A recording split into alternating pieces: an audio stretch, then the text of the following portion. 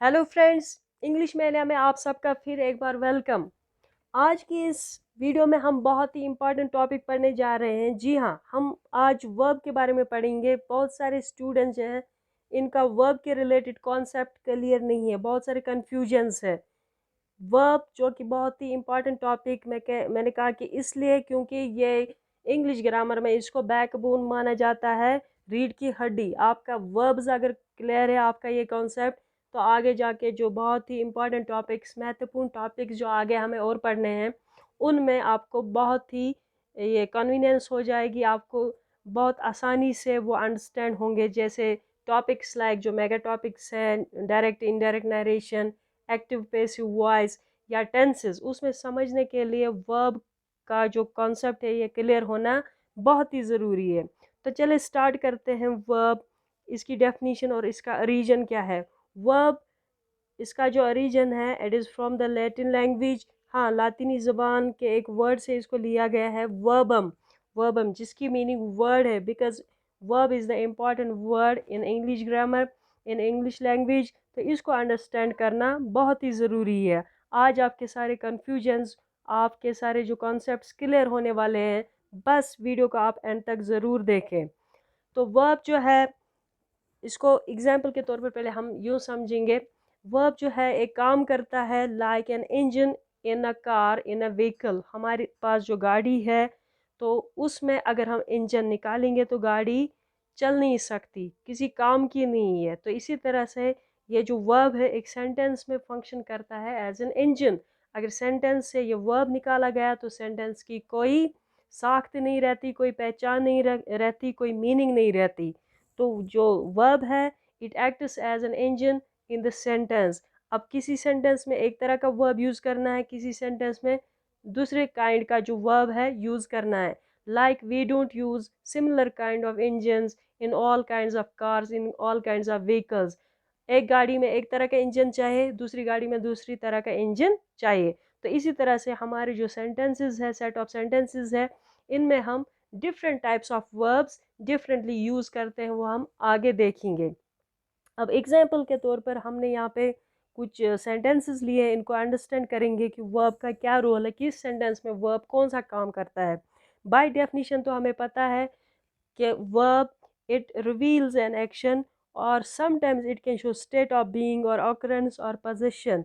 Verb जो है हमेशा सिर्फ एक्शन, एक्टिविटी, वर्क का काम रिवील नहीं करता है, बल्कि ऐसे भी वर्ब्स हैं जो नॉन एक्शन वर्ब्स हैं, जो एक्शन के अलावा कुछ और चीज़ें डिनोट करते हैं, कुछ और चीज़ें रिवील करते हैं।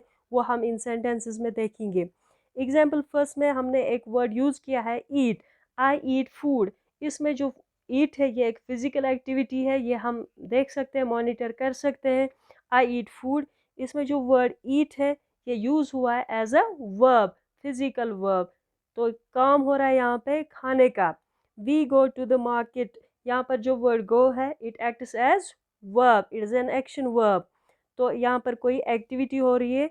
Then another example, you speak English, आप इंग्लिश बोलते हैं। तो यहाँ पर जो स्पीक है यानी बोलना, ये भी एक एक्टिविटी, ये भी एक वर्क है, तो ये भी एक एक्शन वर्ब है, या सिंपली आप कह सकते हैं ये एक वर्ब है। The next example, she is a doctor. यहाँ पे तो हमें कोई यूं तो वर्ब नज़र ही नहीं आ रहा, लेकिन ये पॉसिबल नहीं है कि विदाउट वर्ब एक सेंटेंस एग्जिस्ट करे। यहाँ पर लाजमन वर्ब है और वो वर्ब अगर हम ढूंढेंगे तो वो इज़ है, लेकिन ये जो वर्ड इज़ है ये यहाँ पर एक्शन वर्ब नहीं है, क्योंकि इस सेंटेंस में कोई काम, कोई एक्टिविटी, कोई क्रिया नहीं हो रही है। शी इज़ अ डॉक्टर, यहाँ पर एक स्टेट, हमें स्टेट ऑफ बीइंग जो है रिवील होता है वर्ब के द्वारा। तो the word is here reveals action, sorry, state of being, और यू कैन से एग्जिस्टेंस और ऑकरेंस। तो यहाँ पर जो इज़ है ये नॉन एक्शन वर्ब है, it reveals a state of being. He was sad, तो यहाँ पर भी ये स्टेट बयान करता है एक नाउन की, कि वो नाउन या प्रोनाउन किस हाल में था, किस स्टेट में था, उसकी स्टेट ऑफ बीइंग क्या थे। कभी जो ये वर्ब है काम करता है व्हाट अ नाउन डज, कि नाउन क्या करता है, हमारा सब्जेक्ट क्या करता है। लेकिन कभी ये काम भी कर सकता है what the subject is, how the subject is, वो किस हाल में है। ठीक है, स्टेट ऑफ बीइंग रिवील करना। इसी तरह से यहाँ पर जो वर्ड वाज है ये वर्ब का काम करता है, but it is a non action verb because no action is revealed here. Instead, the word was is used to reveal the state of being, to reveal the occurrence. The next example, you look tired. यहाँ पर भी दिखना, तो यहाँ पर कोई काम नहीं हो रहा है, ये भी एक स्टेट है, एक हालत है, एक सिचुएशन है। You look tired, आप थके हुए दिखते हैं। तो the word look, it acts as a verb, but it is non-action verb. It reveals a state of being. I have a car, मेरे पास एक गाड़ी है। यहाँ पर भी कोई मतलब काम नहीं हो रहा है, यहाँ पर ये दिखा रहा है पोजीशन, मेरे पास है, क्या है। तो ये गाड़ी का होना जो स्टेट ऑफ बीइंग है वो दिखा रहा है यहाँ पर, या आप कह सकते हैं पोजीशन दिखा रहा है, ऑनरशिप दिखा रहा है, बिलोंगिंगनेस दिखा रहा है। दे आर बेस्ट फ्रेंड्स, यहाँ पर भी जो वर्ड और है, it's a verb but non action verb, it reveals a state of being. They had no wealth, उनके पास कोई दौलत नहीं थी। This word had, it acts as a verb but non action verb. यहाँ पर भी state of reveal, state of being reveal करता है ये वर्ड, वर्ब जो है had. Seema has been washing clothes, यहाँ पर ये जो तीन वर्ड्स हैं दे एक्ट एज द वर्ब, ये यहाँ पर वर्ब फ्रेज बनता है। एक तो इसमें मैन वर्ब है वॉशिंग, जो मैन एक्टिविटी यहाँ पर जाहिर करता है, वॉशिंग यानी धोना, कपड़े धोना। हैज़ बीन इसके साथ जो है इसको असिस्ट कर रहे हैं, हेल्प कर रहे हैं, इनको हम हेल्पिंग वर्ब्स कहते हैं। वो आप आगे डिटेल में पढ़ेंगे हेल्पिंग वर्ब्स की definition. Next example, children have been watching TV, इसमें भी एक फ्रेज यूज़ हुआ है, ग्रुप ऑफ वर्ड्स यूज़ हुआ है जो फंक्शन करता है वर्ब का। यहाँ पर भी फिजिकल वर्क ही हो रहा है, एक्टिविटी हो रही है। Children have been watching TV, बच्चे टीवी देख रहे हैं। तो इसमें भी जो मैन वर्ब है, एक्शन वर्ब है, वो है वॉच यानी देखना।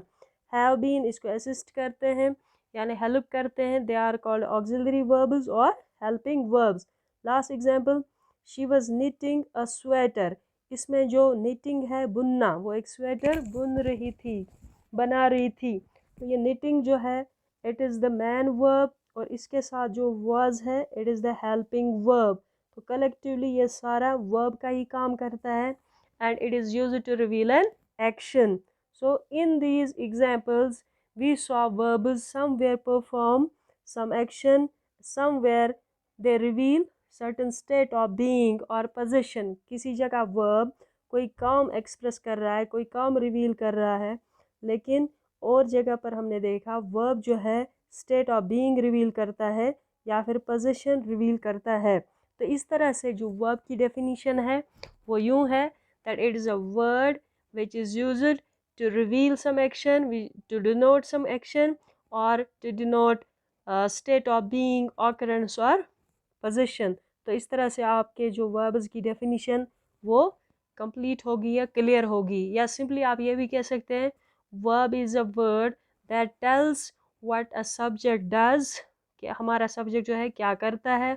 what a subject is, हमारा जो subject noun या pronoun वो क्या है। what a subject has, जो हमारा सब्जेक्ट है उसके पास क्या है। तो ये तीनों काम वर्ब का है। व्हाट अ सब्जेक्ट डज, करता क्या है। व्हाट अ सब्जेक्ट इज़, क्या है, किस हाल में है। व्हाट अ सब्जेक्ट हैज़, तो क्या है इसके पास। So these three roles are performed by the word verb. So it is a very important word, और you can say it is the backbone of the sentence. अगर आप देखेंगे इन sentences में ये बोल्ड वर्ड्स जो हैं इनको अगर हम रिमूव करेंगे तो सेंटेंस की जो शनाख्त है, पहचान है, आइडेंटिटी है, that will be lost, that will be gone. तो इसका जो है सारी मीनिंग जो है without these bold words, without these verbs, that vanishes, that perishes the very moment the verb is taken out of them. तो जब हम सेंटेंस से वर्ड वर्ब निकालते हैं सेंटेंस ये तबाह हो जाता है, इसकी मीनिंग ही बर्बाद हो जाती है। So that is why verb is the backbone of the sentence, or it acts as the engine of the sentence. You can understand from these examples कि verb का रोल सेंटेंस में कितना इम्पॉर्टेंट है, कितना वाइटल है। आगे बढ़ते हैं, अब देखते हैं verbs की टाइप्स। हमारे जो verbs है सेंटेंस की बैकबोन जो है, अब इसके टाइप्स क्या हैं, किस तरह के verbs हम सेंटेंस में पाते हैं। जैसे कि हमने कुछ एग्जाम्पल्स देखी, तो वहाँ पर हमने देखा वर्ब का रोल, किसी जगह एक्शन तो किसी जगह वो स्टेट ऑफ बीइंग रिवील करता है। ऑन दैट बेसिस जो वर्ब्स है इनको कैटेगराइज किया गया है, डिवाइड किया गया है into two groups. These are helping verbs and main verbs. Helping verbs, as the name suggests, these are the verbs which help the man verbs, which help the man verbs। तो जब आपने set of words देखा, एक से ज़्यादा words जो काम करते थे सेंटेंस में वर्ब का, तो उनमें एक वर्ड तो ज़रूरी मैन वर्ब होगा, और जो बाकी वर्ड्स होंगे या दूसरा वर्ड होगा वो हेल्पिंग वर्ब होगा। When the set of words perform the function of verb, उनमें जो मैन वर्ड है एक, वो मैन वर्ब होगा, रेस्ट उनमें वर्ड या वर्ड्स होंगे वो हेल्पिंग वर्ब्स होंगे। अब हेल्पिंग वर्ब्स को हम थोड़ा डिटेल में पढ़ते हैं। इनका जो अल्टरनेट नेम है that is auxiliary verbs. Helping verbs are also called as auxiliary verbs और सिंपली ऑक्सिलरीज। तो ये जो हेल्पिंग वर्ब्स है basically they are of the three groups, three kinds. एक तो सबसे पहले जो हेल्पिंग वर्ब का ग्रुप है that is be group. Be group में आते हैं words like is, am, are. These are the present simple forms of be. जो बी वर्ब है इसके जो फर्स्ट थ्री फॉर्म्स है, प्रेजेंट सिंपल फॉर्म्स है is, am, are, they act as the helping verbs in the sentences. ये sentence में helping verb का काम करते हैं, किसी मैन वर्ब को असिस्ट करते हैं। जब हम कंटिन्यूअस बनाते हैं इज, गोइंग, एम, वॉचिंग और प्लेइंग, तो they act as helping verbs because they are used along with the man verbs, they assist them, they help them। तो इनको हम कहते हैं हेल्पिंग वर्ब्स और ऑक्सिलरी वर्ब्स। तो बी का जो पास्ट फॉर्म है वो है was and were, was and were. When they are used along with the man verbs they are called as helping verbs। Suppose continuous tenses में हम इनको यूज करते हैं, जैसे he was going to school, they were fighting in the park। तो यहाँ पर इनके बाद हमने V4 यूज किया है, ing form of the verb use किया है इन वर्ब्स के साथ। so that is why they are called as helping verbs because they help the man verb to complete the action। तो इनकी जो एक और फॉर्म है third and fourth form, be का जो थर्ड एंड फोर्थ फॉर्म है, थर्ड फॉर्म है इसका यानी past participle that is been. Third form of be is been and fourth form of be is being. Be का continuous form है being. ये been जो है ये हम परफेक्ट टेंसेस में यूज़ करते हैं। प्रेजेंट परफेक्ट टेंसेस, अगर आपने टेंसेस का लेक्चर देखा होगा वहाँ पे आपने पाया कि been is used in perfect tenses. Present perfect tenses has और हैव के साथ, पास्ट परफेक्ट टेंसेस हैड के साथ, और इसी तरह ये जो बीइंग है ये आप देखेंगे जब हम एक्टिव पैसिव वॉइस पढ़ेंगे वहाँ पर बीइंग यूज़ होता है। एक्टिव वॉइस में हम बीइंग को यूज़ नहीं करते हैं। तो इस तरह से ये हमारा प्राइमरी हेल्पिंग वर्ब्स का प्राइमरी ग्रुप था, फर्स्ट ग्रुप था। फर्स्ट ग्रुप क्या है? Be group. इसमें हमारे जो वर्ब्स हैं is, am, are, was, were and been, these are used as helping verbs. They are used along the main verbs. जब ये मैन वर्ब्स के साथ यूज़ हुए होंगे तब जाके इनको हेल्पिंग वर्ब्स या ऑक्सिलरी वर्ब्स कहा जाता है। इसी तरह से एक और सेट है हेल्पिंग वर्ब्स का, has, have and had. They are also used with main verbs in perfect tenses. Has gone, have played, had gone, had spoken, had finished. तो इनके बाद हमेशा V3 यूज़ होता है। तो इनके साथ तो इंग फॉर्म यूज़ होता है,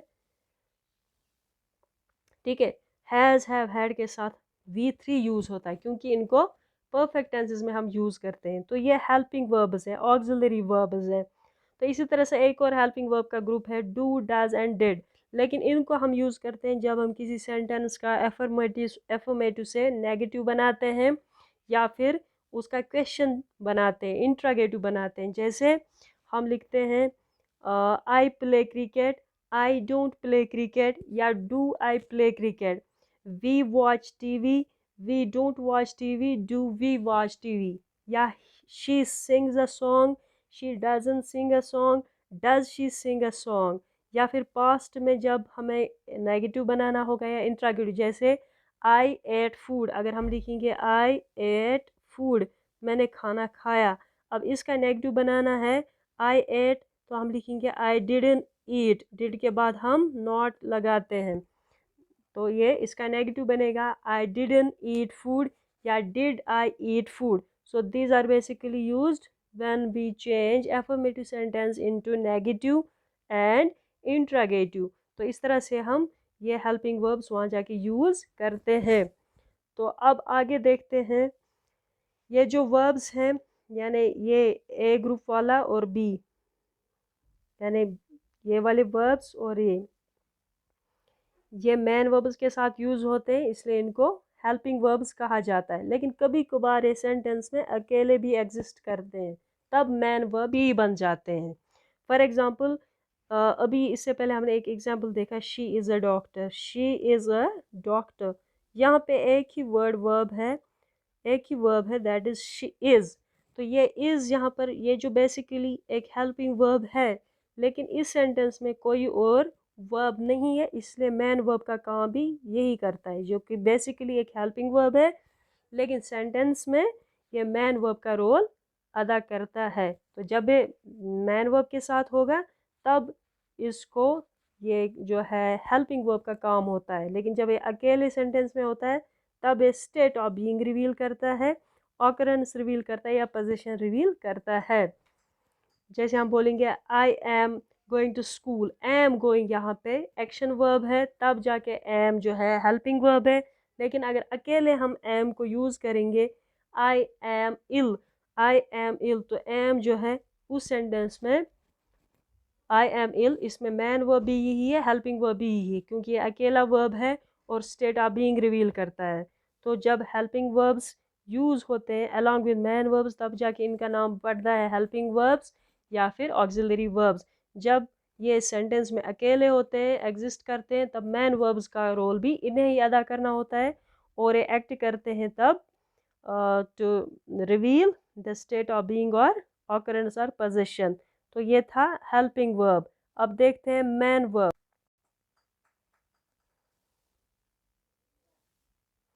अब मैन वर्ब्स जो हैं, इनमें हमारे एक्शन वर्ब्स भी आते हैं और नॉन एक्शन वर्ब्स भी आते हैं, क्योंकि जो सारे मैन वर्ब्स हैं वो सभी एक्शंस डिनोट नहीं करते हैं। एक्शन वर्ब्स जो होते हैं उनको हम फिजिकल वर्ब्स भी कह सकते हैं, जिनकी फिजिकल एक्टिविटी हम देख सकते हैं, फील कर सकते हैं। फॉर एग्जांपल, वॉक मीन्स चलना, गो जाना, स्लीप सोना, cut punish, kill, wash, cook, tea, smile, cry, burn, drink, read, fly, watch, learn, earn, drink, see, fight, kill, fly, dance, jump, etc.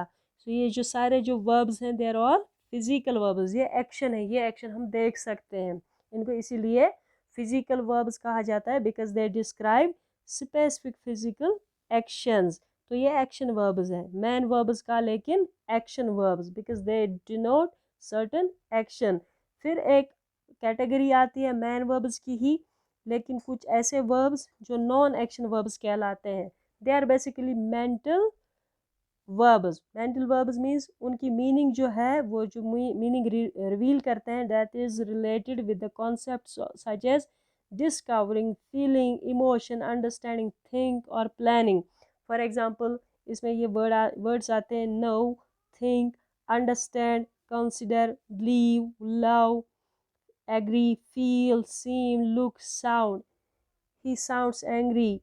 You look sad. You look worried. It seems hot. She feels shy.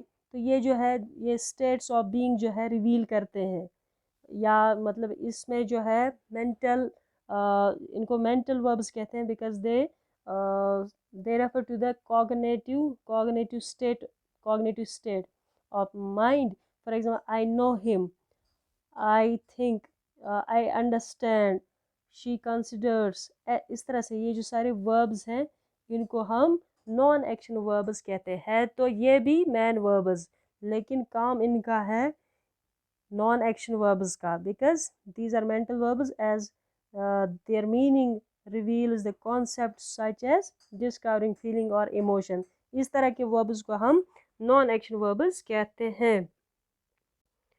तो जो main verbs हैं उनको हमने classify किया है as action verbs and non action verbs. Action verbs जो physical activity को reveal करते हैं, और नॉन एक्शन वर्ब्स वो वर्ब्स हैं जो मेंटल वर्ब्स भी कहलाते हैं। फॉर एग्जांपल किसी इमोशन को रिवील करते हैं, किसी स्टेट को रिवील करते हैं, अंडरस्टैंडिंग, बिलीफ। तो इस तरह के जो वर्ड्स हैं उनको हम नॉन एक्शन वर्ब्स में ग्रुप करते हैं।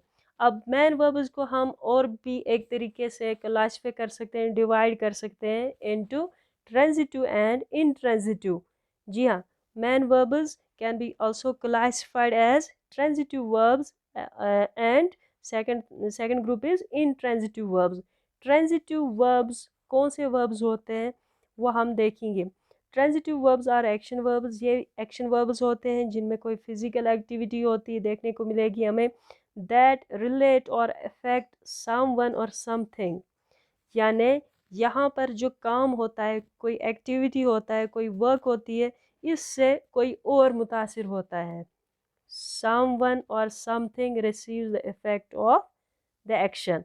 जो काम हुआ है, जो एक्टिविटी हुई है, इससे कोई चीज़, कोई नाउन, कोई पर्सन या कोई थिंग मुतासिर होता है, अफेक्टेड होता है, तो उन वर्ब्स को हम कहते हैं, उन एक्शन वर्ब्स को हम कहते हैं ट्रांजिटिव वर्ब्स। तो जो अफेक्टेड होते हैं, अफेक्टेड नाउन्स और प्रोनाउन्स, उनको हम डायरेक्ट ऑब्जेक्ट्स कहते हैं। अब एग्जांपल देखते हैं, या आप ये भी कह सकते हैं ट्रांजिटिव वर्ब शॉर्ट में आप कह सकते हैं a verb that takes a direct object with it. जिसको सब ऑब्जेक्ट की ज़रूरत पड़ती है, वो वर्ब जिसको डायरेक्ट ऑब्जेक्ट की ज़रूरत पड़ती है, उसको हम ट्रांजिटिव वर्ब कहते हैं। For example, she sings a song. इस सेंटेंस में जो वर्ब है दैट इज सिंग्स, वो गाती है। क्या गाती है? That is a song. तो सॉन्ग यहाँ पर एक नाउन है और it is affected, it receives the action, तो इसको हम ऑब्जेक्ट कहते हैं। वी लर्न, हम सीखते हैं। क्या सीखते हैं? Grammar. Grammar becomes the object. They play, वो खेलते हैं। क्या खेलते हैं? Football. He flies a kite, वो एक पतंग उड़ाता है। Aamir bought a car, Aamir ने एक गाड़ी खरीदी। ही किक्ड जॉन, उसने जॉन को किक किया। जॉन पंचेस हिम, जॉन ने उसको पंच मारा। दे सोल्ड द टिकट्स, उन्होंने टिकट्स बेची। तो इस तरह से यहाँ पर जो हमारे वर्ब्स हैं, इनको फॉलो करता है इमीडिएटली एक नाउन या फिर प्रोनाउन। जब हमारे वर्ब को इमीडिएटली फॉलो करता है एक नाउन और प्रोनाउन, वो कहलाता है direct object. Object simply means a noun और pronoun that receives the effect of action. A noun और pronoun that receives the effect of action is called an object. अब ये ऑब्जेक्ट जो है दो तरह के होते हैं, direct object and indirect object. तो यहाँ पर शी सिंग्स अ सॉन्ग, यहाँ पर जो सॉन्ग है ये यहाँ पर डायरेक्ट ऑब्जेक्ट है। We learn grammar, grammar is the direct object. They play football, football यहाँ पर डायरेक्ट ऑब्जेक्ट है। इसी तरह यहाँ पर a kite, a car, John, him, the tickets, they are all direct objects. तो ट्रांजिटिव वर्ब को आप इस तरह से समझेंगे कि it is a verb that takes और that needs a direct object. जिसको एक डायरेक्ट ऑब्जेक्ट की ज़रूरत पड़ती है, उस वर्ब को हम ट्रांजिटिव वर्ब्स कहते हैं। तो आगे जाके जब हम एक्टिव पैसिव वॉइस पढ़ेंगे, वहाँ पर सिर्फ हम ट्रांजिटिव वर्ब्स का जो है वॉइस चेंज करेंगे, क्योंकि हमें एक्टिव पैसिव में चाहिए सेंटेंस का पैटर्न SVO, यानी सब्जेक्ट, फिर उसके बाद वर्ब, फिर उसके बाद ऑब्जेक्ट। तो ऑब्जेक्ट का प्रेजेंट होना बहुत ही एसेंशियल है, बहुत ही मस्ट है, इम्पॉर्टेंट है। तो जब हमारे सेंटेंस का ये पैटर्न होगा, इस वर्ब को हम ट्रांजिटिव कहते हैं। ट्रांजिटिव वर्ब क्योंकि इसके बाद डायरेक्ट ऑब्जेक्ट आएगा, डायरेक्टली इसके बाद ऑब्जेक्ट ही आएगा, तो इसको हम ट्रांजिटिव वर्ब कहते हैं। और इन्हीं वर्ब्स का हम पैसिव बना सकते हैं। तो ये बात आगे जाके आपको काम आएगी जब हम एक्टिव पेशु का ये जो है टॉपिक डिस्कस करेंगे। तो ट्रांजिटिव वर्ब्स को आप इस तरह से डिफाइन कर सकते हैं कि it is a verb that needs a direct object, it is a action verb that needs a direct object with it, और ऑब्जेक्ट को आप डिफाइन कर सकते हैं ए नाउन और pronoun that is affected by the action. ठीक है, तो अब मैंने कहा कि कुछ वर्ब्स के साथ दो ऑब्जेक्ट्स होते हैं। जब दो ऑब्जेक्ट साथ होंगे, एक कहलाता है उनमें डायरेक्ट ऑब्जेक्ट, तो एक कहलाता है इनडायरेक्ट ऑब्जेक्ट।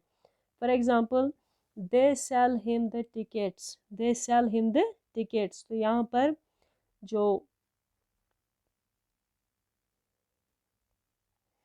पर जो वर्ड हिम है ये इनडायरेक्ट ऑब्जेक्ट है।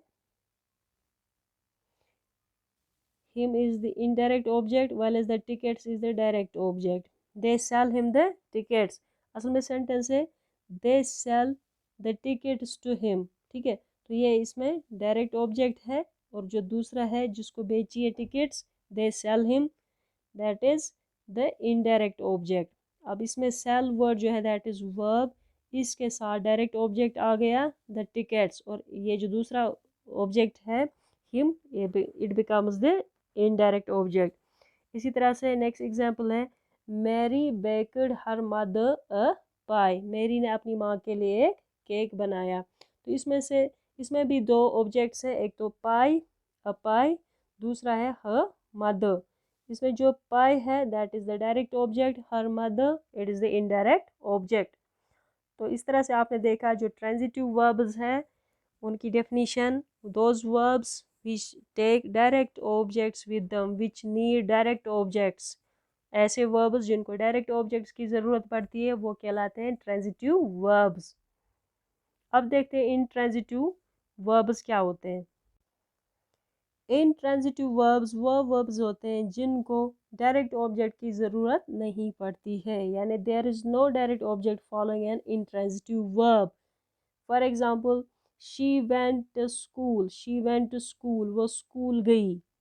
वेंट यहाँ पर वर्ब है, लेकिन इसके बाद जो स्कूल है ये ऑब्जेक्ट है, एक नाउन है, लेकिन ये डायरेक्ट नहीं है। इनके बीच में एक प्रीपोजिशन आता है, प्रीपोजिशन आता है, so this is not a direct object. हम इसको एक क्या है इंट्रांजिटिव वर्ब कहते हैं। तो intransitive verb is a verb which doesn't take a direct object. तो इसके साथ जो टू स्कूल है ये एक प्रीपोजिशनल फ्रेज है। तो यहाँ पर ये वर्ब वेंट जो है इसको हम इंट्रांजिटिव कहते हैं और इसका पेशु नहीं बन सकता। Next example, birds fly. तो ये सेंटेंस कंप्लीट है, इसमें एक सब्जेक्ट है बर्ड्स और एक वर्ब है फ्लाई। तो यहाँ पर कोई और वर्ड नहीं है, कोई और ऑब्जेक्ट नहीं है, तो हम इस वर्ड फ्लाई को इंट्रांजिटिव कह सकते हैं। बर्ड्स फ्लाई, परिंदे उड़ते हैं, तो मीनिंग कंप्लीट है, तो किसी ऑब्जेक्ट की ज़रूरत नहीं है। द बेबी स्लीप्स, बच्चा सोता है। यहाँ पर जो वर्ड स्लीप्स है इट्स अ वर्ब, और इसके बाद कुछ भी नहीं है, कोई डायरेक्ट ऑब्जेक्ट नहीं है, तो it is a intransitive verb. The bell rang, घंटी बज गई। तो यहाँ पर जो ये वर्ब है रैंग, रिंग का पास्ट टेंस, इसके साथ भी कोई ऑब्जेक्ट नहीं है, तो हम इसको इंट्रांजिटिव वर्ब कहेंगे। ही लुक्ड सैड, वो उदास दिखता था, वो उदास दिखता था। तो यहाँ पर जो ये सैड है ये ऑब्जेक्ट नहीं है, ऑब्जेक्ट हमेशा एक नाउन होता है या फिर प्रोनाउन होता है। पार्ट्स ऑफ स्पीच में से जो वर्ड्स ऑब्जेक्ट का रोल अदा कर सकते हैं वो या तो नाउन होंगे या फिर प्रोनाउन। जैसे सब्जेक्ट सिर्फ नाउन ही हो सकता है या प्रोनाउन, इसी तरह ऑब्जेक्ट भी नाउन या प्रोनाउन हो सकता है। अब ये सैड जो है ये एडजेक्टिव है। ही लुक्ड सैड, वो उदास दिखता था। तो यहाँ पर ये जो सैड है ये ऑब्जेक्ट नहीं है, इसको हम कॉम्प्लीमेंट कहते हैं। इसको आप आगे के लेक्चर में डिटेल में पढ़ेंगे कॉम्प्लीमेंट, क्योंकि ये वर्ड जो सैड है इस वर्ब को, इस सेंटेंस को कंप्लीट करता है। ही लुक्ड, वो दिखता था, कैसा दिखता था हमें समझ नहीं आएगा जब तक हम ये वर्ड इसके साथ जोड़ेंगे। तो ये कॉम्प्लीमेंट बनता है, इसको कंप्लीट करता है। मीन्स ऑब्जेक्ट यहाँ पर नहीं है, तो जिस वर्ब के साथ ऑब्जेक्ट नहीं होता है वो कहलाता है इंट्रांजिटिव वर्ब। इसी तरह से दे आर पुअर, वो गरीब है। दे आर, यहाँ पर जो हमारा वर्ब है अगर इसके साथ ये वाला वर्ड नहीं जोड़ेंगे तो इसकी मीनिंग भी कंप्लीट नहीं है। तो ये वर्ड जो पुअर है एक एडजेक्टिव है, लेकिन यहाँ पर कहलाता है कॉम्प्लीमेंट, क्योंकि ये इस सेंटेंस को, इस वर्ब को कंप्लीट करता है। तो मीन्स ये आर है, ये एक इंट्रांजिटिव वर्ब है। लुक्ड भी इंट्रांजिटिव वर्ब है, क्योंकि इनके साथ डायरेक्ट ऑब्जेक्ट हम नहीं देखते हैं। The cat sat on the table. Sat एक वर्ब है, बैठना एक्शन वर्ब है, लेकिन इसके बाद जो ऑन द टेबल आ गया है ये एक फ्रेज है। ऑन द टेबल ये हमें पोजीशन बताता है, कैट कहाँ पर बैठ गए, ठीक है। तो ये ऑन द टेबल एक फ्रेज है, लेकिन जगह का हमें बताता है, तो ये बनता है एडवर्ब फ्रेज। तो जब हम सब्जेक्ट एंड प्रेडिकेट पढ़ेंगे, एक डिटेल टॉपिक, वहाँ पर एलिमेंट्स ऑफ प्रेडिकेट दिया गया है, तो तब जाके हम ये ऑब्जेक्ट के अलावा जो सेंटेंस में प्रेजेंट होता है, कॉम्प्लीमेंट या adverb, adverb phrase, prepositional phrase, ये वहाँ आपको डिटेल में समझ आएगा। तो यहाँ पर याद रखना है कि ये जो सेट वर्ब है इसके साथ डायरेक्ट ऑब्जेक्ट नहीं आया है, तो इसलिए ये सेट यहाँ पर इंट्रांजिटिव वर्ब है। तो ये सारे जो वर्ब्स हैं इंट्रांजिटिव वर्ब्स, इनका पैसिव नहीं बन सकता है। लेकिन कभी कभी हम क्या देखते हैं, कुछ वर्ब्स उनको हम ट्रांजिटिवली भी यूज़ कर सकते हैं, इंट्रांजिटिवली भी यूज़ कर सकते हैं। यानी कभी इनके साथ ऑब्जेक्ट हो सकता है, डायरेक्ट ऑब्जेक्ट हो सकता है, कभी उनके साथ डायरेक्ट ऑब्जेक्ट नहीं हो सकता है। Same verb but used sometimes transitively, sometimes used intransitively. For example, ये जो fly है ये transitive verb भी यूज़ होता है और as intransitive verb यूज़ होता है। For example, case first जो है birds fly in the air. in the air एक फ्रेज है, एक एडवर्ब फ्रेज है, यह हमें पोजीशन बताता है। बर्ड्स फ्लाई कहाँ पर परिंदे उड़ते हैं, इन द एयर हवा में। तो ये एडवर्ब फ्रेज यहाँ पे कहलाता है, प्रीपोजिशनल फ्रेज यहाँ पे कहलाता है। इसको प्रीपोजिशन से स्टार्ट हमने किया, इन द एयर। तो यहाँ पर जो वर्ब है फ्लाई, इसके साथ डायरेक्ट ऑब्जेक्ट आना चाहिए था, तब ये कहलाता है ट्रांजिटिव वर्ब। अब इसके साथ कुछ और आता है ऑब्जेक्ट के अलावा, तो हम इसको इंट्रांजिटिव वर्ब कहते हैं। Next example, he flies a kite. He flies a kite. तो यहाँ पर जो वर्ब है दैट इज फ्लाइज, इसको इमीडिएटली जो फॉलो करता है वो एक नाउन है, नाउन फ्रेज है, और वो नाउन फ्रेज जो है ऑब्जेक्ट का काम करता है। ही फ्लाइज अ काइट एक इसमें डायरेक्ट ऑब्जेक्ट है, that means flies in this sentence is use as transitive verb. तो ये ट्रांजिटिवली यूज हुआ है। तो same word flies sometimes can be used intransitively while at other times it can be used as transitively. Next example है, he spoke the truth. he spoke the truth and he spoke loudly. ये वाला sentence जो है इसमें जो loudly word है that is an adverb, क्योंकि usually जो एडवर्ब्स हैं they end with L Y. Adverbs की एक निशानी है एल वाई, लेकिन सारे एडवर्ब्स के एंड में एल वाई नहीं आता है। जब हम एडवर्ब्स को डिटेल में पढ़ेंगे तब जाके आप समझ जाएंगे कि एडवर्ब्स की कितनी काइंड्स होती हैं और क्या पहचान होती है। तो यहाँ पर जो वर्ड स्पोक है ये एक वर्ब है। ये लाउडली जो है, आपने पार्ट्स ऑफ स्पीच का लेक्चर अगर देखा होगा, वहाँ पर हमने देखा एडवर्ब का काम होता है, एडवर्ब जो है it adds to the meaning of a verb, adjective और एडवर्ब। यहाँ पर जो वर्ब है इसकी मीनिंग को ऐड करता है, मॉडिफाई करता है इस वर्ड को, तो ये लाउडली बन जाता है एडवर्ब। तो हमारा जो वर्ब है इसके बाद एडवर्ब आ गया, डायरेक्ट ऑब्जेक्ट नहीं आ गया, तो ये बन जाता है इंट्रांजिटिव वर्ब। अब यही वर्ब स्पोक इस सेंटेंस में देखते हैं, इसको इमीडिएटली फॉलो करता है एक नाउन फ्रेज, एक ऑब्जेक्ट। तो यहाँ पर ये स्पोक जो है इसको कहते हैं हम ट्रांजिटिव। तो यहाँ पर यूज़ हुआ है as transitive verb. He spoke the truth, इस सेंटेंस में जो स्पोक यूज़ हुआ है ट्रांजिटिवली।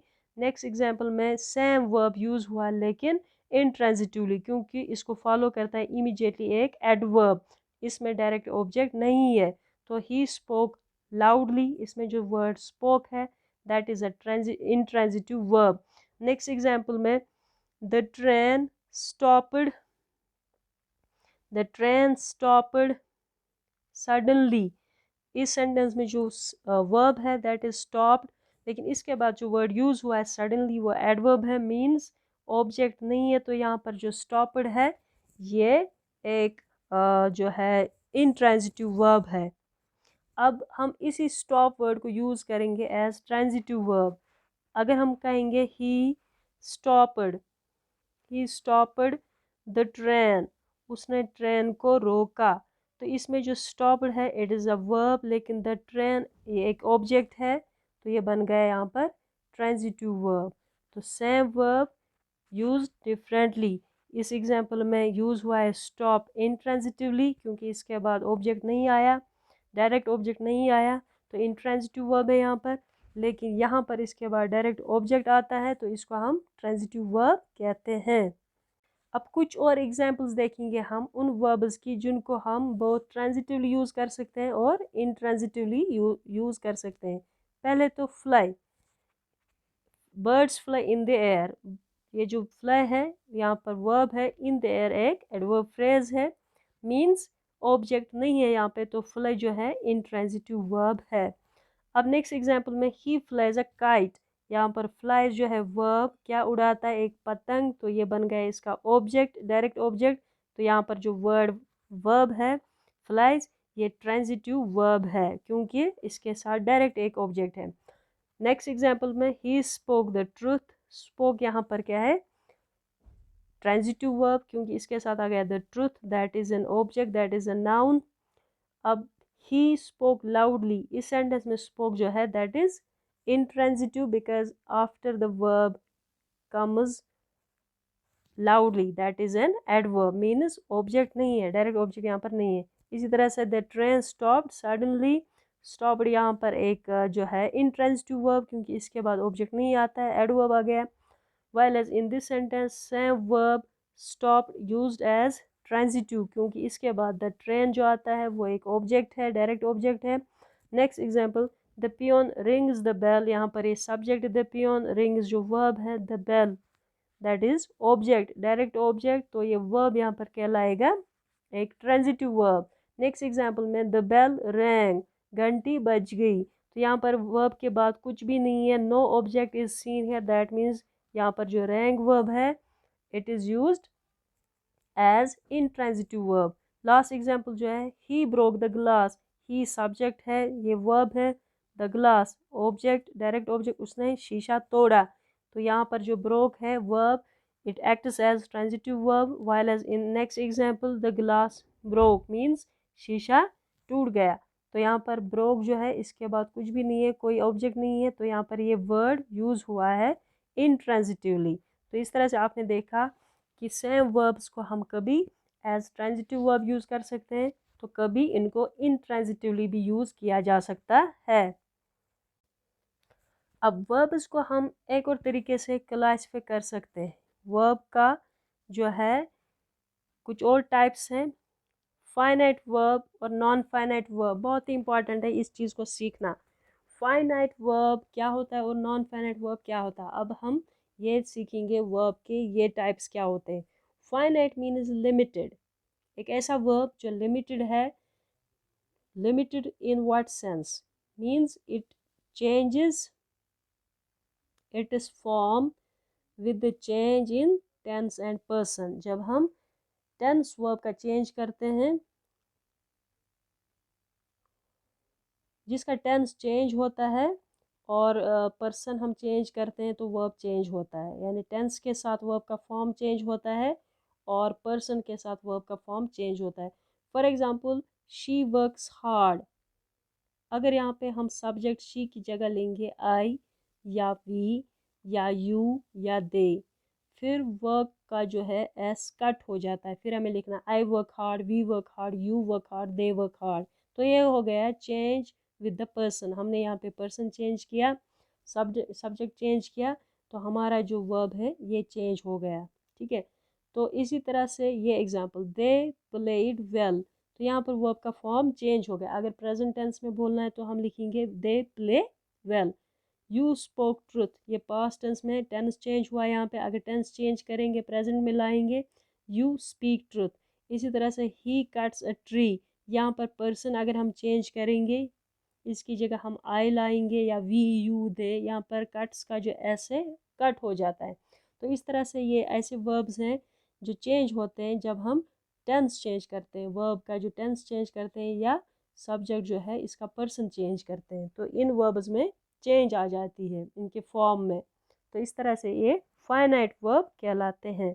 अब जो एक और ग्रुप है वर्ब्स का वो है non finite. Non finite verb ऐसे वर्ब्स जो शक्ल से वर्ब्स तो हैं लेकिन सेंटेंस में वो वर्ब्स का काम नहीं करते हैं। फाइनाइट वर्ब्स जो है जो सेंटेंस में मेन वर्ब्स होते हैं, जो मेन वर्ब सेंटेंस में होते हैं वो होते हैं फाइनाइट वर्ब, और उनका फॉर्म चेंज होता है according to the tense and person. ठीक है, तो नॉन फाइनाइट वर्ब्स ऐसे वर्ब्स हैं जो शक्ल से तो वर्ब्स हैं लेकिन सेंटेंस में काम वर्ब्स का नहीं करते हैं, एंड दे रिमेन अनअफेक्टेड। अगर हम टेंस चेंज करेंगे सेंटेंस का या फिर सब्जेक्ट का पर्सन चेंज करेंगे, इन वर्ब्स को कोई फ़र्क नहीं पड़ता है। फॉर एग्जांपल ये सेंटेंस देखेंगे हम, शी वांट्स टू गो, यहाँ पर दो वर्ब्स यूज़ हुए हैं, वांट्स एंड गो। तो लेकिन देखते हैं यहाँ पर कौन सा वर्ब फॉर्म चेंज करेगा। शी वांट्स टू गो अगर हम इसको पास्ट टेंस में चेंज करेंगे तो हम यहाँ पर लिखेंगे शी वांटेड टू गो। ठीक है, अगर यहाँ पर पर्सन चेंज करेंगे हम लगाएंगे कोई और सब्जेक्ट, फर्स्ट पर्सन यूज़ करेंगे, सेकंड पर्सन यूज़ करेंगे, या प्लूरल हमारा जो है सब्जेक्ट वो यूज़ करेंगे। आई फिर आएगा यहाँ पर want to go, they want to go, we want to go. तो इस तरह से आपने देखा ये वाला वर्ब जो है चेंज होता है, इसका फॉर्म चेंज होता है टेंस चेंज करने से या फिर पर्सन चेंज करने से। While as this go it remains unchanged unaffected. तो इस सेंटेंस में गो जो है अनअफेक्टेड है, इस पे कोई असर नहीं पड़ता, तो ये कहलाता है नॉन फाइनाइट वर्ब। तो शक्ल से ये वर्ब है लेकिन इस सेंटेंस में ये वर्ब का काम नहीं करता, वो हम आगे देखेंगे। इसी तरह से नेक्स्ट एग्जांपल है दे लाइक वॉचिंग टीवी। तो यहाँ पर भी दो वर्ब्स यूज हुए हैं, दे लाइक वॉचिंग टीवी। अगर यहाँ पर हम दे की जगह लिखेंगे ही, फिर सेंटेंस बनेगा ही लाइक्स वॉचिंग टीवी। या अगर इसको पास्ट टेंस में लिखेंगे तो लिखना है ही लाइक्ड वॉचिंग टीवी। ये वाला verb it remains unaffected unchange. तो इस वर्ब पे कोई असर नहीं पड़ता। यहाँ से अगर हम टेंस चेंज करते हैं या पर्सन चेंज करते हैं, सब्जेक्ट चेंज करते हैं, तो वॉचिंग जो है इट रिमेन्स अनअफेक्टेड, इसमें कोई तब्दीली नहीं आती है। तो ये वाला वर्ब कहलाता है नॉन फाइनाइट वर्ब। ठीक है, next example singing is her hobby. यहाँ पर भी दो वर्ब्स हमने यूज़ किए, एक तो सिंगिंग और एक इज़। तो इसी तरह से अगर हम इस सेंटेंस को भी पास्ट में चेंज करेंगे तो हम लिखेंगे सिंगिंग वॉज हर हॉबी। ठीक है, तो यहाँ पर भी जो ये वाला वर्ब है ये अनचेंज्ड रहेगा, while as this will change when we change the tense. ठीक है, तो यहाँ पर ये वर्ब जो अनअफेक्टेड है कहलाता है non finite verb. Next example में ही वोर अ टॉर्न शर्ट, उसने एक फटी हुई कमीज पहनी थी। ही वोर, तो यहाँ पर दो काम हो रहे हैं, पहनने का और ये टीयर मीन्स काटना, फाड़ना। तो लेकिन हम देखते हैं कौन सा वर्ब यहाँ पे टेंस इसका चेंज हुआ है, दैट इज वोर। अगर प्रेजेंट में लिखेंगे हम लिखेंगे he wears a torn shirt. ठीक है, he wears a torn shirt. अगर इसमें ये सब्जेक्ट हम लाएंगे फर्स्ट पर्सन तो फिर लिखेंगे I wear a torn shirt. That means ये वाला वर्ड जो है टॉर्न ये रहेगा अनअफेक्टेड, इस पर कोई असर नहीं। तो इस तरह से जो वर्ड वोर है, वोर that is the main verb here, finite verb here, while as the word torn it remains unchanged unaffected, ये कहलाता है non finite verb. Next example Raju saved the drowning child. इस सेंटेंस में भी दो वर्ब्स हमने यूज किए, एक तो सेव्ड एक ड्राउनिंग। ड्राउन मीन्स डूबना, सेव मीन्स बचाना, दोनों वर्ड जो है बेसिकली वर्ब्स है। अब देखते हैं कौन सा वर्ब फाइनाइट का काम करता है और कौन नॉन फाइनाइट वर्ब के तौर पे यूज हुआ है। अब जो सेव्ड जो है इसको हमने पास्ट में देखा है, अगर हम इसका प्रेजेंट बनाएंगे तो हम लिखेंगे Raju saves the drowning child. ठीक है, अगर इसका पर्सन चेंज करेंगे राजू की जगह हम वी लिखेंगे, यू लिखेंगे, या दे लिखेंगे, या फिर आई लिखेंगे। फिर लिखना है हमें I save the drowning child, we save the drowning child, they save the drowning child. अगर प्रेजेंट में थर्ड पर्सन के साथ यूज़ करेंगे Raju saves the drowning child, he saves the drowning child, she saves the drowning child. तो save जो है अपना form change करता है, कभी इसके साथ एस यूज़ होता है, कभी ईडी यूज़ होता है।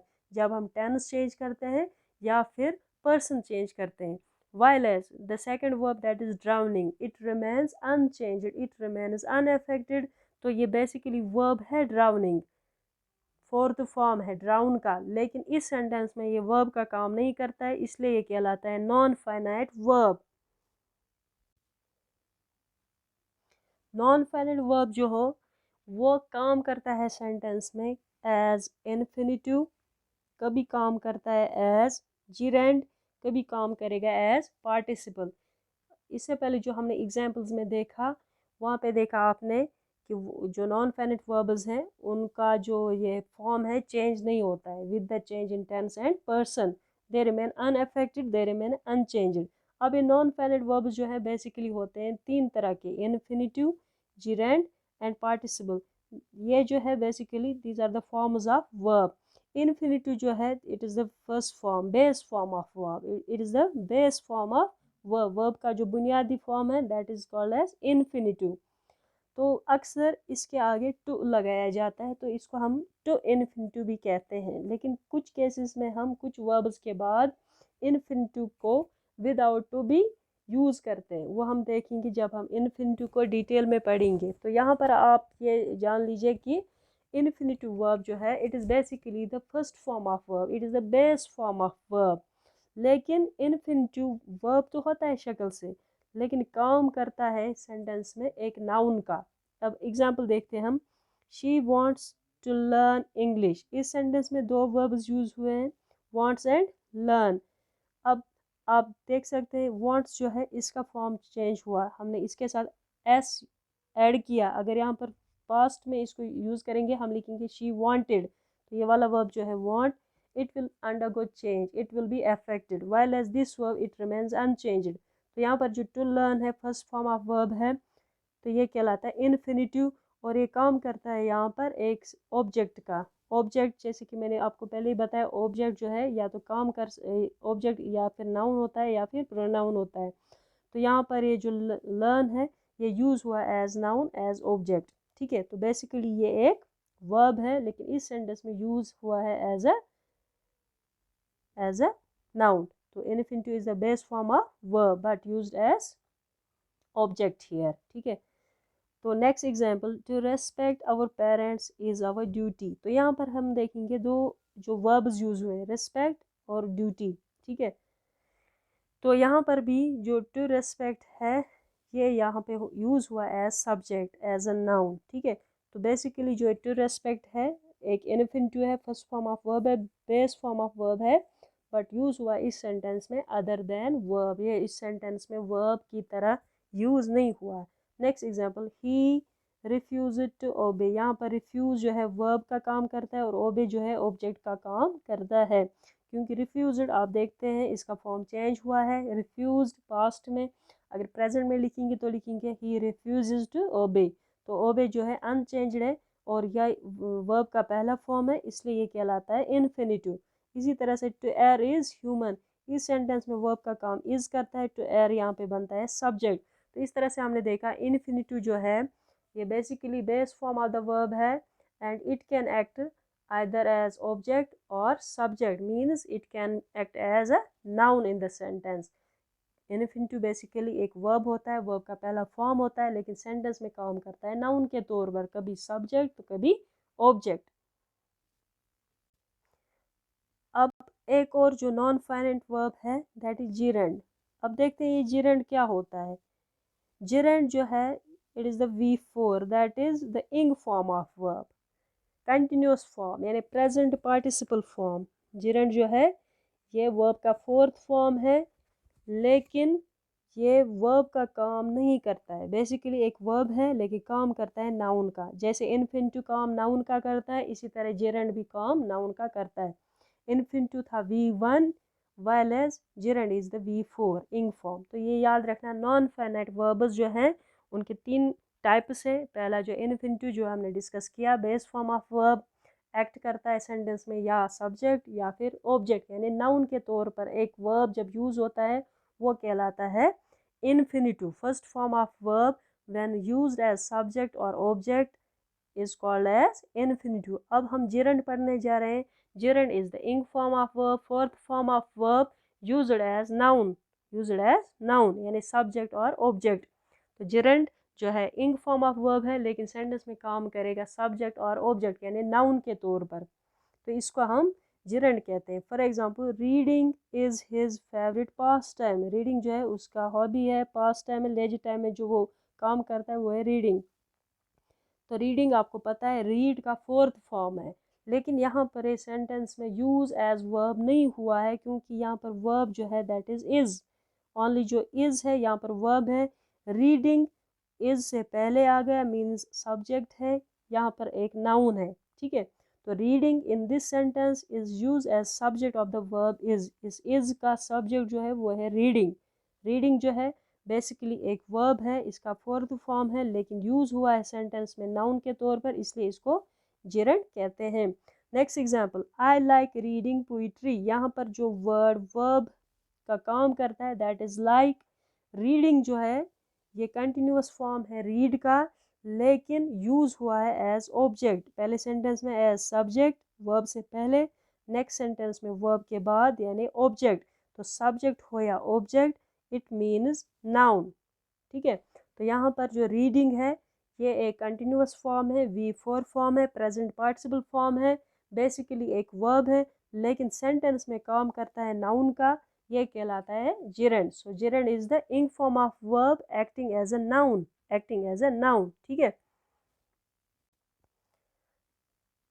अब नॉन फाइनाइट का जो थर्ड टाइप है, पहले दो तो हमने डिस्कस किए हैं। इनफिनिटिव यानी फर्स्ट फॉर्म ऑफ वर्ब जब सेंटेंस में नाउन का रोल अदा करता है वो कहलाता है इनफिनिटिव, और जब इंग फॉर्म ऑफ वर्ब सेंटेंस में नाउन का काम करता है वो कहलाता है जिरंड। जिरंड कभी सब्जेक्ट हो सकता है, कभी ऑब्जेक्ट हो सकता है। अब देखते हैं participle. Participle basically third and fourth form को कहते हैं। वर्ब का जो थर्ड फॉर्म है पास्ट पार्टिसिपल फॉर्म है, और वर्ब का जो इंग फॉर्म है प्रेजेंट पार्टिसिपल। यानी पार्टिसिपल में दो पार्टिसिपल्स आते हैं, प्रेजेंट पार्टिसिपल यानी फोर्थ फॉर्म इंग फॉर्म, एंड पास्ट पार्टिसिपल यानी वर्ब का थर्ड फॉर्म। ये पार्टिसिपल्स जो वर्ब के थर्ड एंड फोर्थ फॉर्म्स होते हैं, लेकिन सेंटेंस में काम करते हैं एडजेक्टिव का। इनफिनिटिव और जिरंड काम करता है सब्जेक्ट या ऑब्जेक्ट का, लेकिन पार्टिसिपल सेंटेंस में काम करता है एज एडजेक्टिव का। ये बेसिकली पार्टिसिपल एक वर्ब ही होता है, लेकिन काम करता है एडजेक्टिव का, तो इनको हम पार्टिसिपल कहते हैं या वर्बल एडजेक्टिव्स भी कहते हैं, ठीक है। For example, he sat on a broken chair. तो यहाँ पर वर्ब हमारा है sat, that is finite verb. यहाँ पर जो वर्ब सैट है, दो वर्ब्स है एक्चुअली, सैट और ब्रोकन, लेकिन ये सैट जो काम करता है वर्ब का it is called as finite verb, ठीक है। तो फंक्शनल वर्ब यहाँ पर सैट ही है, लेकिन ब्रोकन जो है ये शक्ल से वर्ब है, लेकिन काम इसका कुछ अलग है। यहाँ पर यूज़ हुआ एक नाउन के साथ, एक नाउन को डिस्क्राइब कर रहा है चेयर को, ब्रोकन चेयर, टूटी हुई कुर्सी, तो ये बन गया यहाँ पे एडजेक्टिव। बेसिकली ये वर्ब है तो इसलिए कहलाता है पार्टिसिपल, और you can call it as verbal adjective. Verbal adjective is basically the participle of verb, third form of verb और fourth form of verb, but in sentence it doesn't act as a verb, rather it acts as the adjective। यानी participle verb का third form या इंग form sentence में काम करेगा adjective का, तो इसको वर्बल एडजेक्टिव कह सकते हैं या शॉर्ट में पार्टिसिपल कहते हैं। Next example, the weeping child crept out of the room. रोता हुआ बच्चा कमरे से रेंगते रेंगते निकल गया। crept यहाँ पर एक वर्ब है क्रीप का पास्ट टेंस, क्रीप रेंगना। दूसरा वर्ब है वीपिंग यानी वी का फोर्थ फॉर्म इंग फॉर्म। अब इस सेंटेंस में जो वीपिंग है ये यूज़ हुआ एज एन एडजेक्टिव। ये इस चाइल्ड को मॉडिफाई करता है, इसके बारे में बताता है, इसको डिस्क्राइब करता है। वीपिंग चाइल्ड रोता हुआ बच्चा, इसकी एक खासियत बताता है, ठीक है। वीपिंग चाइल्ड, इसको वीपिंग जो है चाइल्ड को डिस्क्राइब करता है, तो ये बन गया यहाँ पे एडजेक्टिव। लेकिन वीपिंग हमें पता है वीप का फोर्थ फॉर्म है weep, wept, wept, weeping. Basically एक वर्ब है लेकिन काम किया एडजेक्टिव का, तो ये कहलाएगा वर्बल एडजेक्टिव या शॉर्ट में हम कह सकते हैं participle. Next example, he ran after the moving bus. वो चलती हुई बस के पीछे भाग गया। He ran after the moving bus, भागना वर्ब है, मूविंग बस चलती हुई बस। तो बस यहाँ पर नाउन है, इसके लिए मूविंग यूज हुआ है एज एडजेक्टिव, तो ये मूविंग जो है वर्ब का फोर्थ फॉर्म है, इंग फॉर्म है। तो वर्ब का फोर्थ फॉर्म इंग फॉर्म जब काम करेगा एडजेक्टिव का, वो कहलाता है पार्टिसिपल। यानी पार्टिसिपल में एक तो थर्ड फॉर्म या फिर इंग फॉर्म एडजेक्टिव का काम करते हैं और कहलाते हैं वर्बल एडजेक्टिव्स या फिर पार्टिसिपल्स। तो इस सेंटेंस में मूविंग जो है कोई वर्ब नहीं है, क्योंकि ये एक नाउन को डिस्क्राइब करता है, एक नाउन को क्वालिफाई करता है, एक नाउन को मॉडिफाई करता है। तो ये मूविंग यहाँ पर एक एडजेक्टिव का काम करता है, तो इसको यहाँ पार्टिसिपल के नाम से जानते हैं या फिर वर्बल एडजेक्टिव कह सकते हैं। Next example, he is week in spoken English. Spoken, spoke जो है स्पोकन स्पीक का थर्ड फॉर्म है, स्पीक, स्पोक एंड स्पोकन। लेकिन यहाँ पर स्पोकन इंग्लिश यूज़ हुआ है इंग्लिश के लिए एक adjective. Spoken English third form of verb, third form of verb जो स्पीक है इसका थर्ड फॉर्म है स्पोकन, यानी V3, but here it has used as adjective क्योंकि ये अलोंग विद नाउन यूज़ हुआ, डायरेक्टली नाउन के साथ यूज़ हुआ। Spoken English as an attribute, इसको एट्रीब्यूटिवली इसको यूज़ किया गया है यहाँ पर। तो स्पोकन यहाँ पर यूज़ हुआ as adjective, we call it as participle. ठीक है। Next example, covered body was taken to the hospital. Was taken यहाँ पर वर्ब है, इसको पेशु में एक्चुअली यहाँ पे यूज़ किया गया है। बॉडी यहाँ पर नाउन है, तो नाउन से पहले एज एन एट्रीब्यूट यूज़ हुआ है कवर्ड, जो कवर का थर्ड फॉर्म है, cover, covered, covered. V3 used as an adjective to describe the noun becomes a participle. Last example, he is the rising star of our village. यहाँ पर दो verbs है, is और rising। is हमें पता है ये फाइनाइट वर्ब है, एक्चुअल वर्ब है यहाँ पर जो वर्ब का काम करता है। लेकिन rising जो है, rise का फोर्थ फॉर्म है, rise, rose, risen and rising। तो ये V4 है, यहाँ पर इंग फॉर्म है, लेकिन यहाँ पर ये यूज़ हुआ एज एडजेक्टिव, नाउन के साथ यूज़ हुआ एज एन एडजेक्टिव। तो हम इसको कहेंगे वर्बल एडजेक्टिव या फिर पार्टिसिपल। तो इस तरह से आपने देखा फाइनाइट वर्ब्स वर्ब्स होते हैं जो सेंटेंस में वर्ब का ही काम करते हैं, जिनका फॉर्म चेंज होता है जब टेंस चेंज करते हैं या फिर हम पर्सन चेंज करते हैं, सब्जेक्ट का पर्सन चेंज करते हैं, तो उन वर्ब्स में चेंज आती है, तो उनको हम फाइनाइट वर्ब्स कहते हैं। तो जो नॉन फाइनाइट वर्ब्स होते हैं वो शक्ल से वर्ब होते हैं, बेसिकली वर्ब होते हैं, उनका ओरिजिन वर्ब होता है लेकिन काम होता है नाउन का या फिर एडजेक्टिव का। जैसे हम नॉन फाइनाइट वर्ब्स के 3 टाइप्स देखें, इन्फिनिटिव यानी फर्स्ट फॉर्म ऑफ वर्ब, लेकिन सेंटेंस में काम करता है एज नाउन, सब्जेक्ट या object. For example, he wants to go, इसमें टू गो जो है टू इन्फिनिटिव कहलाता है और ये ऑब्जेक्ट का काम करता है, नाउन या प्रोनाउन नाउन का काम करता है, यानी सब्जेक्ट का काम करता है या फिर ऑब्जेक्ट का काम करता है। सो नॉन फाइनाइट का पहला type infinitive, base form of verb होता है, फर्स्ट फॉर्म ऑफ वर्ब होता है लेकिन काम करता है नाउन का। फिर देखा हमने जिरंड, जिरंड होता है वर्ब का इंग फॉर्म, यानी वर्ब का फोर्थ फॉर्म, लेकिन सेंटेंस में वो काम करता है नाउन का, कभी सब्जेक्ट कभी ऑब्जेक्ट।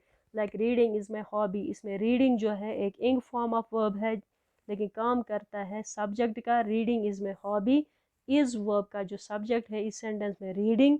तो जेरेंड वो वाला वर्ब है इंग फॉर्म ऑफ वर्ब लेकिन सेंटेंस में काम करेगा एज सब्जेक्ट या फिर एज ऑब्जेक्ट। फिर हमने देखा पार्टिसिपल, लास्ट टाइप ऑफ जो नॉन फाइनाइट वर्ब है, इसमें दो पार्टिसिपल्स आते हैं, एक तो पास्ट पार्टिसिपल, एक प्रेजेंट पार्टिसिपल, यानी third form and fourth form, इंग फॉर्म एंड थर्ड फॉर्म।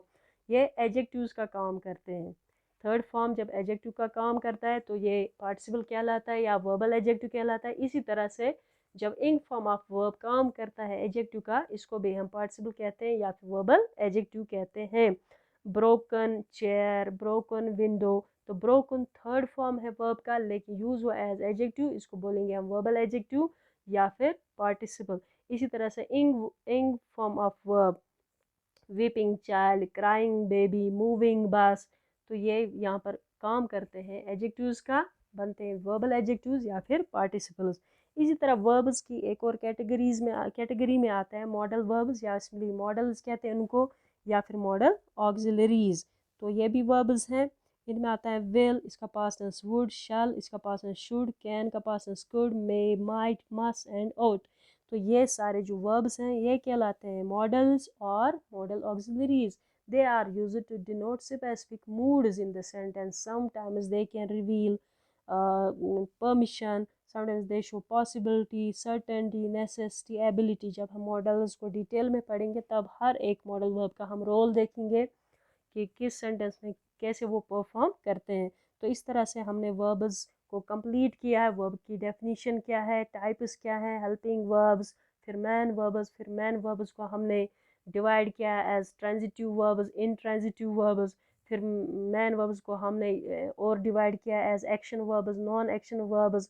फिर हमने और इसका एक टाइप्स देखें जैसे finite and non finite verbs. तो इस तरह से वर्ब्स का जो पूरा लेक्चर है कंप्लीट हुआ है. अब इसका कंजुगेशन है, फॉर्म्स देखना है हमें, और डिटेल में पढ़ेंगे हम इन्फिनिटिव का यूज़ कहाँ किया जाता है, और डिटेल में पढ़ेंगे पार्टिसिपल्स, डिटेल में पढ़ेंगे जेरेंड्स. इनका बहुत लंबा चौड़ा टॉपिक होने जा रहा है, तो हम अगली वीडियोस में उनको कंप्लीट करेंगे. तो फ़िलहाल के लिए आई एम श्योर कि आपका वर्ब्स का जो कॉन्सेप्ट है वो क्लियर हुआ है. तो अगर आपने चैनल को अब तक सब्सक्राइब नहीं किया तो सब्सक्राइब ज़रूर करें, लाइक शेयर और कमेंट भी करें. तो it was all from today's lecture. Hope you guys have understood and enjoyed it. Thank you very much.